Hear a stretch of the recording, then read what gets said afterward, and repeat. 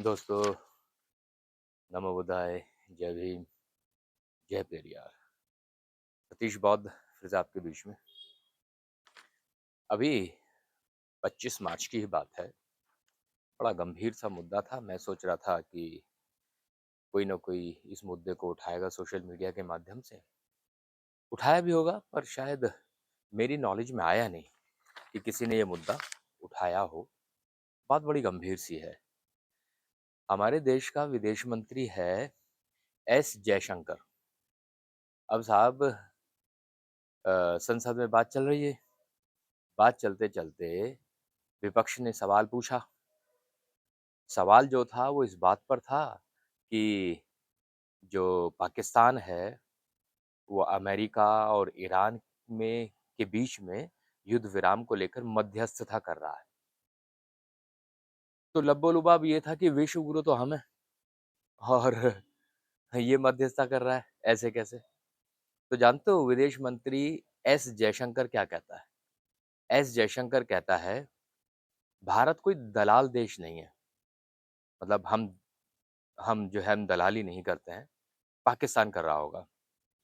वो कह रहा है कि भारत पाकिस्तान की तरह दलाली नहीं करता या दलाल देश नहीं है। किसने कहा ये? जयशंकर ने। वो कह रहा है कि हम लोग बहुगठबंधन के आधार पर जो है देश चलाते हैं और जो राष्ट्र है, राष्ट्र के हित को सर्वोपरि रखते हैं। किसने कही ये बात? एस जयशंकर ने। बिल्कुल ठीक कह रहे हैं साहब। वो राष्ट्र को सर्वोपरि रखते ही हैं, क्योंकि वो जो है दलाली नहीं करते। ये लोग गुलामी करते हैं। गुलामी कैसे करते हैं? ईरान से अच्छा खासा सस्ता तेल आया करता था और ईरान जो है 60 दिन का क्रेडिट देता था। मतलब पेमेंट 60 दिन में कर दो। अच्छा, पैसा भी नकद नहीं लेता था, डॉलर में नहीं लेता था। वो कहता था कि जो है हम तुम्हारी मार्केट से हमारे देश के लिए जो ज़रूरी सामान है वो खरीद लेंगे। कितना बढ़िया सौदा था।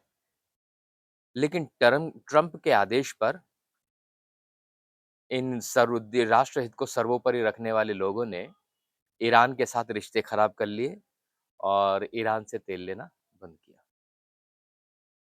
साथ ही साथ गुलामी इस कदर बढ़ गई कि ट्रंप ने कहा कि तुम अब चाहो तो 30 दिन तक, युद्ध के दौरान तुम चाहो तो 30 दिन तक रशिया से तेल ले सकते हो, क्योंकि रशिया भी हमें सस्ता तेल देता था। हमने रशिया से भी रिश्ते खराब किए। भारत का रशिया के साथ मिसाइल सिस्टम को लेकर समझौता चल रहा था। वो था S-400। लेकिन ट्रंप के चलते हुए उस पर भी प्रतिबंध लगाया गया और उसको भी कैंसिल किया गया। ये था राष्ट्रहित को सर्वोपरि रखना। 30 दिन तक रूस से तेल ले लो, गुलामी कर लो। ये था राष्ट्रहित को सर्वोपरि रखना। बेहतर भुगतान वाला जो तेल था वो लेना बंद कर दिया ईरान से। ये था राष्ट्रहित को सर्वोपरि रखना। पहले अमेरिका में हमारे उत्पादों के ऊपर कोई टैरिफ नहीं था। फिर बाद में ट्रंप ने बढ़ा के 25% किया। फिर उसके बाद उसे 18% कर दिया। फाइनली वो 18% है। ये था राष्ट्रहित को सर्वोपरि रखना। उसके अलावा भारत से अमेरिका ने जीएसपी का जो दर्जा था वो छीन लिया। जीएसपी होता है जनरलाइज्ड सिस्टम ऑफ प्रेफरेंसेस। मतलब होता है इसका कि भारत का जो निर्यात होता है तो उसको प्राथमिकता दी जाती थी। अब उसको प्राथमिकता दी जानी कर दी है बंद। ये था राष्ट्रहित को सर्वोपरि रखना। और जो H-1B वीजा वीजा हुआ करता था अमेरिका के लिए, वो भी जो है इन्होंने उस पे कड़े नियम बना दिए। कई-कई लाख रुपए की जो है पेमेंट करनी पड़ती है उसमें। हमारे जो आईटी प्रोफेशनल्स हैं, भारतीय आईटी प्रोफेशनल्स, अब उनके ऊपर बड़ा भारी असर पड़ा उसका। तो ये था राष्ट्रहित को सर्वोपरि रखना। तो केवल और केवल ट्रंप को खुश रखने के लिए तुमने गुलामी करनी शुरू कर दी और संसद में ये कहते हो कि तुम राष्ट्रहित को सर्वोपरि रखते हो। कहाँ तुमने राष्ट्रहित को सर्वोपरि रखा? मैं उम्मीद कर रहा हूँ दोस्तों आप तक बात ज़रूर पहुँची होगी। ऐसे घटिया और बेतुके और जवाब जो संसद में दिए जा रहे हैं, इस तरह के बेतुके जवाब, उन पे रिएक्ट करना चाहिए हमें।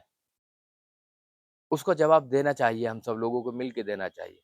अन्यथा इस तरह के जो नेता हैं, वो देश को बेच के खा जाएँगे। इन्होंने आज अमेरिका को भारत के सर के ऊपर बैठा दिया है। तो ये अच्छी बात भारत के लोगों के लिए नहीं है। मैं उम्मीद कर रहा हूँ आपको बात ज़रूर समझ में आई होगी। इन्हीं शब्दों के साथ मैं सतीश अपनी बात समाप्त करता हूँ। आप सभी का मुझे सुनने के लिए बहुत-बहुत साधुवाद। फिर किसी और बात के साथ आपके बीच में उपस्थित रहूँगा। तब तक के लिए जय भीम, जय पेरियार।